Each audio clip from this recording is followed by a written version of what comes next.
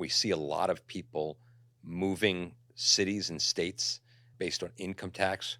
We've seen a lot recently in the media about athletes signing these 7-digit, 10-digit contracts.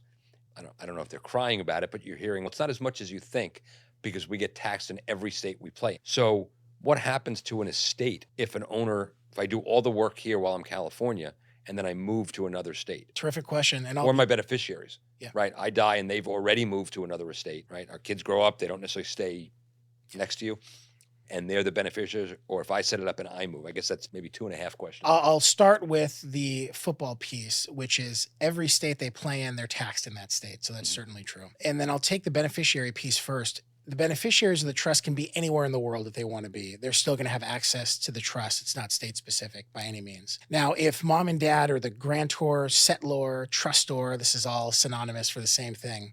If mom and dad are in California and they're thinking about moving to Texas, for example, which we're seeing is a common move to be made, then what happens is you can take the estate planning document that was drafted here in California and you can do oftentimes what's called a change of governing law in the other state.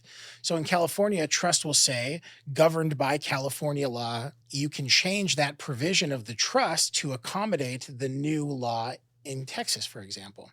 Now, that doesn't always work with the documents, and it may be that you need to redraft them in that state because they're no longer effective.